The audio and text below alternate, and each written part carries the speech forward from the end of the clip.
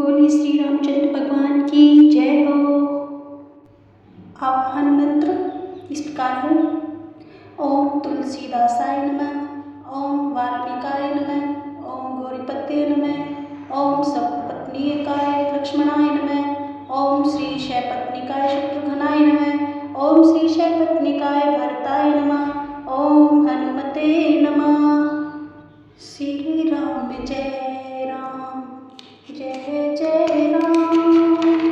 श्री राम जय राम, जय जय राम। संत सरल चित जगत जित जानी, सुबह सुनेहु बाले विनय सुनी, करी कृपा राम चरण रति देहु। संत सरल हृदय और जगत के हितकारी होते हैं। उनके ऐसे स्वभाव और स्नेह को जानकर मैं विनय करता हूँ। मेरे इस बाल विनय को सुनकर कृपा करके श्री राम जी के चरणों में मुझे प्रीति दे। अब मैं सच्चे भाव से दुष्टों को प्रणाम करता हूँ, जो बिना ही प्रयोजना अपना हित करने वाले के भी प्रतिकूल आचरण करते हैं। दूसरों के हित की हानि की जिनकी दृष्टि में लाभ है, जिनको दूसरों के उजड़ने में हर्ष और बसने में निषाद होता है, जो हरि और हर के यश रूपी पूर्णिमा के चंद्रमा के लिए राहु के समान है, अर्थात जहाँ कहीं भगवान विष्णु या शंकर के यश का वर्णन होता है, उसी में वे बाधा रहते हैं और दूसरों की बुराई करने में सहस्त्रबाहु के समान वीर हैं, जो दूसरों के दोषों को हजार आँखों से देखते हैं और दूसरों के हित रूपी घी के लिए जिनका मन मक्खी के समान है, अर्थात जिस प्रकार मक्खी घी में गिरकर उसे खराब कर देती है और स्वयं भी मर जाती है, उसी प्रकार दुष्ट लोग दूसरों के बने बनाए काम को अपनी हानि करके भी बिगाड़ देते हैं। जो तेज दूसरों को जलाने वाले ताप में अग्नि और क्रोध में यमराज के समान है, पाप और अवगुण रूपी धन में कुबेर के समान धनी है, जिनकी बढ़ती सभी के हित का नाश करने के लिए केतु पुष्छल तारे के समान है और जिनके कुंभकर्ण की तरह सोते रहने में भी भलाई है। जैसे ओले खेती का नाश करके आप बिगड़ जाते हैं, वैसे ही वे दूसरों का काम बिगाड़ने के लिए अपना शरीर तक छोड़ देते हैं। मैं दुष्टों को हजार मुख वाले शेष जी के समान समझकर प्रणाम करता हूँ, जो पराये दोषों का हजार मुखों से बड़े रेस के साथ वर्णन करते हैं। पुनः उनको राजा पृथु, जिन्होंने भगवान का यश सुनने के लिए 10,000 कान मांगे थे, किस जानकर प्रणाम करता हूँ, जो 10,000 कानों से दूसरों के पापों को सुनते हैं, फिर इंद्र के समान मानकर उनकी विनय करता हूँ, जिनको सुरा मंदिरा नीकी और हितकारी मालूम देती है। इंद्र के लिए भी सुरानीक अर्थात देवताओं की सेवा हितकारी है, जिनको कठोर वचन रूपी व्रज सदा प्यारा लगता है और जो हजार आँखों से दूसरों के दोषों को देखते हैं। उदासीन अरिमित हित सुनत जरहि खल रीति, जानि पानि जुग जोरी जन विनती करे सुप्रीति। दुष्टों की यह रीति है कि वे उदासीन शत्रु अथवा मित्र किसी का भी हित सुनकर जलते हैं। यह जानकर दोनों हाथ जोड़कर यह जन प्रेम पूर्वक उनसे विनय करता है। मैंने अपनी ओर से विनती की है, परंतु वे अपनी ओर से कभी नहीं चुकेंगे। को बड़े प्रेम से पालिए, परंतु वे क्या कभी मांस के त्यागी हो सकते हैं। अब मैं संत और असंत दोनों के चरणों की वंदना करता हूँ। दोनों ही दुख देने वाले हैं, परंतु उनमें कुछ अंतर कहा गया है। वह अंतर यह है कि एक संत तो बिछुड़ते समय प्राण हर लेते हैं और दूसरे असंत मिलते हैं तब दारुण दुख देते हैं, अर्थात संतों का बिछुड़ना मरने के समान दुखदायी होता है और असंतों का मिलना। दोनों संत और असंत जगत में एक साथ होते हैं, पर एक साथ पैदा होने वाले कमल और जौ की तरह उनके गुण अलग अलग होते हैं। कमल दर्शन और स्पर्श से मुख सुख देता है, किंतु जोग शरीर का स्पर्श पाते ही रक्त चूसने लगती है। साधु अमृत के समान मृत्यु रूपी संसार में उत्पन्न करने वाला जगत रूपी अगाध समुद्र एक ही है। शास्त्रों में समुद्र मंथन से ही अमृत और मदिरा दोनों की उत्पत्ति बताई गई है। भले और बुरे अपनी अपनी करनी के अनुसार सुंदर यश और अपयश की संपत्ति पाते हैं। अमृत चंद्रमा, गंगा जी और साधु एवं विष अग्नि कलयुग के पापों की नदी अर्थात कर्मनाश और हिंसा करने वाला व्याध, इनके गुण अवगुण सब कोई जानते हैं, किंतु जिसे जो भाता है उसे वही अच्छा लगता है। भला भलाई ही ग्रहण करता है और नीच नीचता को ही ग्रहण किए रहता है। अमृत की सराहना अमर करने में होती है और विष की मारने में। दुष्टों के पापों और अवगुणों की और साधुओं के गुणों की कथाएं दोनों ही अपार और अथाह समुद्र है। इसी से कुछ गुण और दोषों का वर्णन किया गया है, क्योंकि बिना पहचाने उनका ग्रहण या त्याग नहीं हो सकता। भले बुरे सभी ब्रह्मा के पैदा किए हुए हैं, पर गुण और दोषों को विचार कर वेदों ने उनको अलग अलग कर दिया है। वेद, इतिहास और पुराण कहते हैं कि ब्रह्मा की यह सृष्टि गुण अवगुणों से सनी हुई है। दुख सुख, पाप पुण्य, दिन रात, साधु असाधु, सुजाति कुजाति, दानव देवता, ऊंच नीच, अमृत विष, सुजीवन सुंदर जीवन, मृत्यु माया, ब्रह्मा जीव ईश्वर, संपत्ति दरिद्रता, रंक राजा, काशी मगध, गंगा, कर्मनाशा, मारवाड़, मालवा, ब्राह्मण, कसाई, स्वर्ग, नर्क, अनुराग, वैराग्य, ये सभी पदार्थ ब्रह्मा की सृष्टि में है। वेद शास्त्रों ने उनके गुण दोषों का विभाग कर दिया है। विधाता ने इस जड़ चेतन विश्व को गुण दोष में रखा है, किंतु संत रूपी हंस दोष रूपी जल को छोड़कर गुण रूपी दूध को ही ग्रहण करते हैं। विधाता जब इस प्रकार का हंस का सा विवेक देते हैं, तब दोषों को छोड़कर मन गुणों में अनुरक्त होता है। काल स्वभाव और कर्म की प्रबलता से भले लोग साधु की माया के वश में होकर कभी कभी भलाई से चूक जाते हैं। भगवान के भक्त जैसे उस चूक को सुधार लेते हैं और दुख दोषों को मिटाकर निर्मल यश देते हैं, वैसे ही दुष्ट भी कभी कभी उत्तम संकल्प पाकर भलाई करते हैं, परंतु उनका कभी भंग न होने वाला मालिन स्वभाव नहीं मिलता। जो वेशधारी ठग हैं, उन्हें भी अच्छा साधु सा वेश बनाए देखकर वेश के प्रताप से जगत पूजता है, परंतु एक न एक दिन वे चोड़े आ ही जाते हैं। अंततः उनका कपट नहीं निभता, जैसे काल ने भी रावण और राहु का हाल हुआ। बुरा वेश बना लेने पर भी साधु समान ही होता है, जैसे जगत में जाम्बवान और हनुमान जी का हुआ। बुरे संग से हानि और अच्छे संग से लाभ होता है। यह बात लोक और वेद में है और सभी लोग इसको जानते हैं। पवन के संग से धूल आकाश पर चढ़ जाती है और वहीं नीच नीचे की और बहने वाले जल के संग से कीचड़ में मिल जाती है। साधु के घर के तोता मैना राम राम सुमिरते हैं और असाधु के घर के तोता मैना गिन गिन कर गालियाँ देते हैं।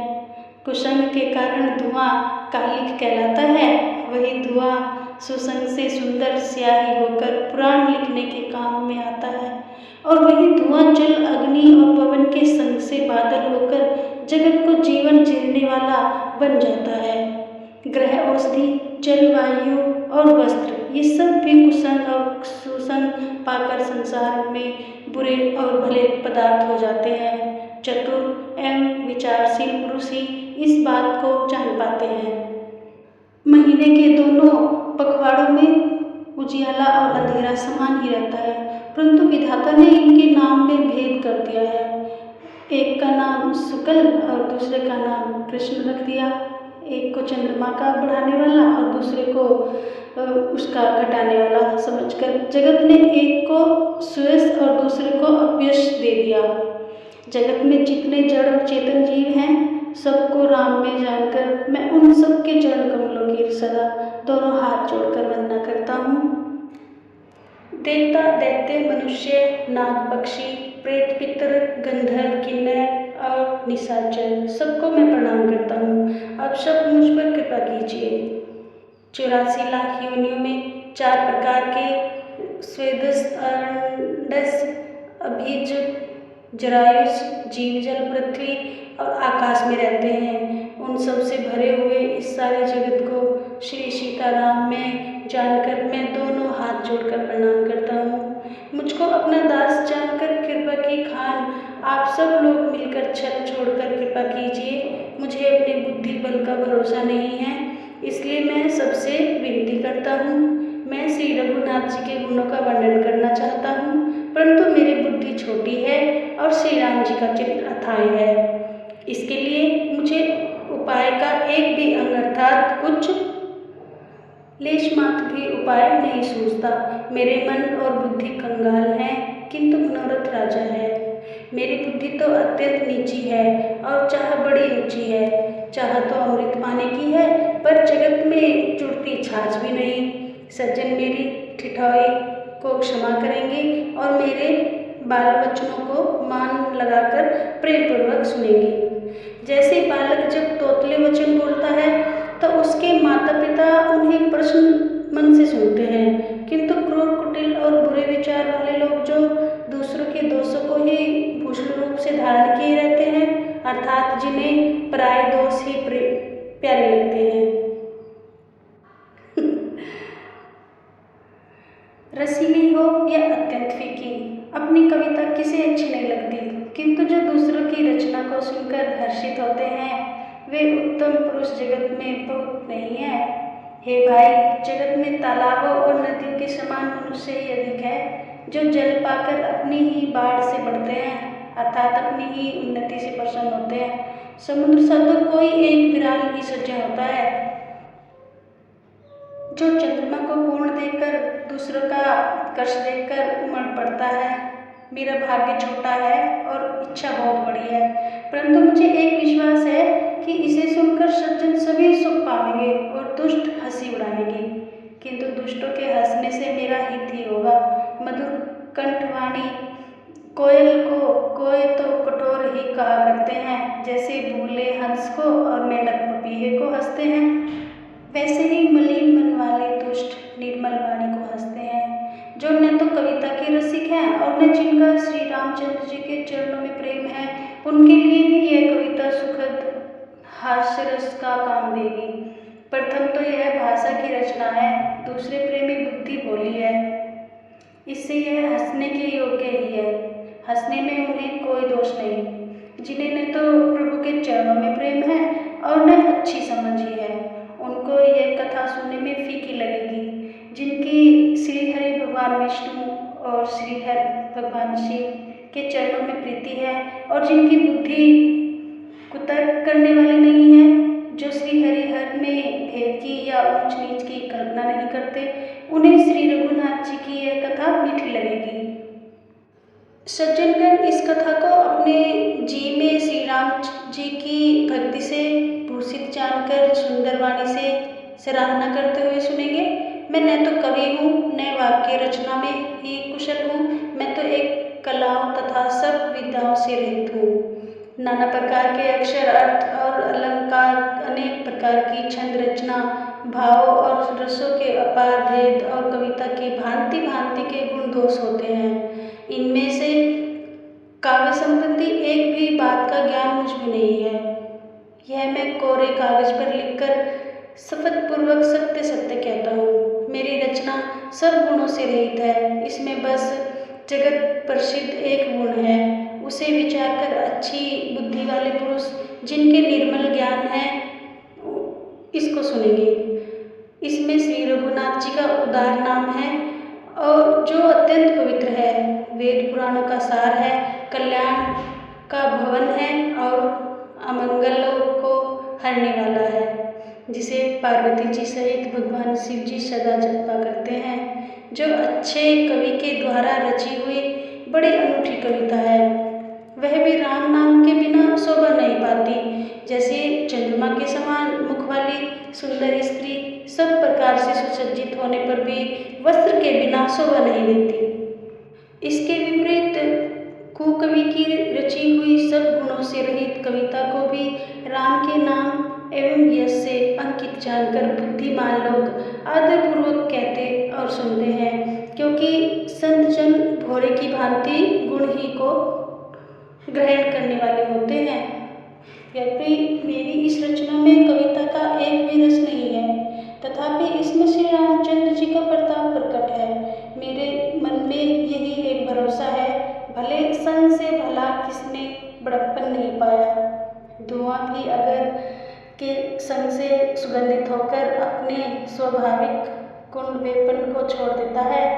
मेरी कविता अवश्य गद्दी है, परंतु इसमें जगत का कल्याण करने वाली राम कथा रूपी उत्तम वस्तु का वर्णन किया गया है। इससे यह भी अच्छी ही समझी जाएगी।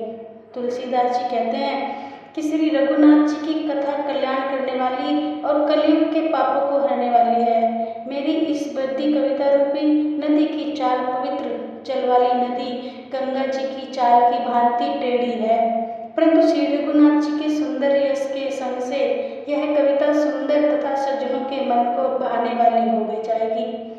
शमशान की अपवित्र राख भी श्री महादेव जी के अंग के संग से सुहावनी लगती है और स्मरण करते ही पवित्र करने वाली होती है। श्री राम जी के यश के संग से मेरी कविता सभी को अत्यंत प्रिय लगेगी। जैसे मलय पर्वत के संग से काष्ठ मात्र चंदन बनकर वन्य हो जाता है, फिर क्या कोई काठ की तुष्टता का विचार करता है। श्याम सुरभि पे विशद अति गुणत करहि सब पान, गिरा ग्राम से राम जस गाहिम सुनी सुजान। श्याम को काली होने पर भी उनका दूध उज्जवल और बहुत गुणकारी होता है, यही समझकर सब लोग उसे पीते हैं। इसी तरह ग्वारू भाषा में होने पर भी श्री सीताराम जी के यश को बुद्धिमान लोग बड़े चाव से गाते और सुनते हैं। मणि मणिक और मोती की जैसी सुंदर छवि है, वह सांप पर्वत और हाथी के मस्तक पर वैसी शोभा नहीं पाती। राजा के मुकुट और नवयुवती स्त्री के शरीर को पाकर ही ये सब अधिक शोभा को प्राप्त होते हैं। इसी तरह बुद्धिमान लोग कहते हैं कि सुकवि की कविता भी उत्पन्न और कहीं होती है और शोभा अन्यत्र कहीं पाती है, अर्थात कवि की वाणी से उत्पन्न हुई कविता वहाँ शोभा पाती है जहाँ उसका विचार प्रचार तथा उसमें कथित आदर्श का ग्रहण और अनुसरण होता है।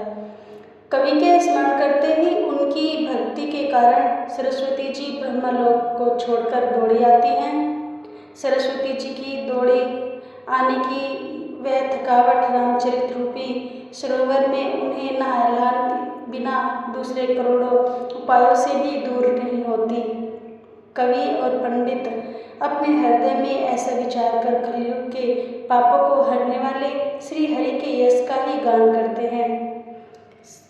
संसारी मनुष्य का गुणगान करने से सरस्वती जी सिर धुनकर पछताने लगती हैं कि मैं क्यों इसके बुलाने पर आई।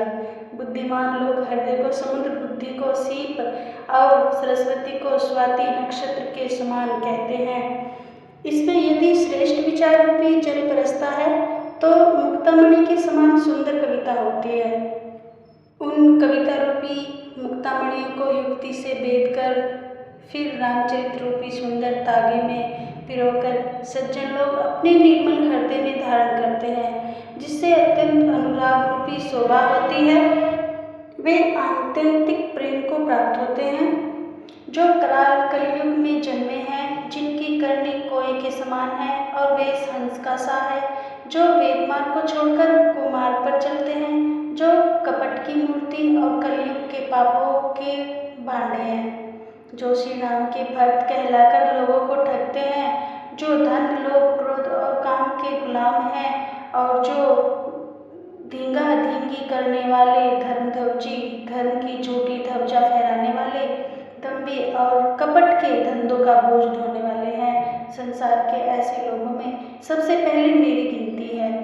यदि मैं अपने सब अवगुणों को कहने लगूं तो कथा बहुत बढ़ जाएगी और मैं पार नहीं पाऊंगा। इससे मैंने बहुत कम अवगुणों का वर्णन किया है। बुद्धिमान लोग थोड़े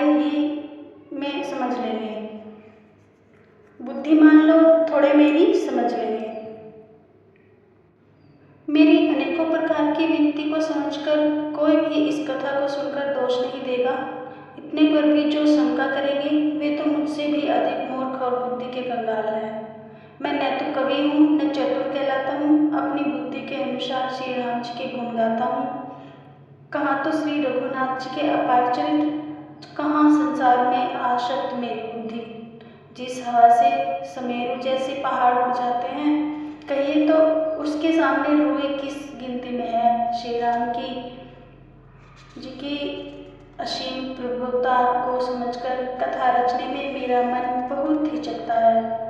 सरस्वती जी, शेष जी, शिव जी, ब्रह्मा जी, शास्त्र, वेद और पुराण ये सब नेति नेति कहकर पार नहीं पाकर ऐसा नहीं कहते हुए सदा जिनका गुणगान किया करते हैं। यद्यपि प्रभु श्री रामचंद्र जी की प्रभुता को सब ऐसी एकत्नी ही जानते हैं, तथापि कहे बिना कोई नहीं रहा। इसमें वेद ने जैसा कारण बताया है कि भजन का प्रभाव बहुत तरह से कहा गया है, अर्थात भगवान की महिमा का पूरा वर्णन तो कोई कर नहीं सकता, परंतु जिससे जितना बड़पन पड़े उतना भगवान का गुणगान करना चाहिए, क्योंकि भगवान के गुणगान रूपी भजन का प्रभाव बहुत ही अनोखा है। उसका नाना प्रकार से शास्त्रों में वर्णन है। थोड़ा सा भी भगवान का भजन मनुष्य को सहज ही भवसागर से तार देता है। जो परमेश्वर एक है, जिसकी कोई इच्छा नहीं है, जिसका कोई रूप और नाम नहीं है, जो अजन्मा, सच्चिदानंद और परम धाम है और जो सब में व्यापक एवं विश्वरूप है, उन्हीं भगवान ने दिव्य शरीर धारण करके नाना प्रकार की लीला की है। वह लीला केवल भक्तों के हित के लिए ही है, क्योंकि भगवान परम कृपालु हैं और शरणागत के बड़े प्रेमी हैं, जिनकी भक्तों पर बड़ी ममता और कृपा है। जिन्होंने एक बार जिस पर कृपा कर दी उस पर फिर कभी क्रोध नहीं आया। वे प्रभु श्री रघुनाथ जी गई हुई वस्तु को फिर प्राप्त करने वाले गरीब निवाज, दीन बंधु, सरल स्वभाव, सर्वशक्तिमान और सब शिष्ट के स्वामी हैं। यही समझकर बुद्धिमान लोग उन श्री हरि का यश वर्णन करके अपनी वाणी को पवित्र और उत्तम फल, मोक्ष और दुर्लभ भगवत प्रेस देने वाले होते हैं। उसी बल से महिमा का अर्थात वर्णन नहीं, परंतु महान फल देने वाला भजन समझकर भगवत कृपा के बल पर ही मैं श्री रामचंद्र जी के चरणों में सिर नवाकर श्री रघुनाथ जी के गुणों की कथा कहूँगा। इसी विचार से वाल्मीकि, व्यास आदि मुनियों ने पहले हरि की कीर्ति गाई है। भाई, उसी मार्ग पर चलना मेरे लिए सुगम होगा। जो अत्यंत बड़ी श्रेष्ठ नदियाँ हैं, यदि राजा उन पर पुल बंधा देता है तो अत्यंत छोटी चींटियाँ भी उन पर चढ़कर बिना ही परिश्रम के पार चली जाती हैं। इसी प्रकार मुनियों के वर्णन के सहारे मैं भी श्री रामचंद्र जी का वर्णन सहज ही कर सकूँगा। इस प्रकार मन को बल दिखाकर मैं श्री रघुनाथ जी की सुहावनी कथा की रचना करूँगा। व्यास आदि जो अनेकों श्रेष्ठ कवि हो गए हैं, जिन्होंने बड़े आदर से श्री हरि का सुयश वर्णन किया है, मैं उन सब श्रेष्ठ कवियों के चरण कमलों में प्रणाम करता हूँ।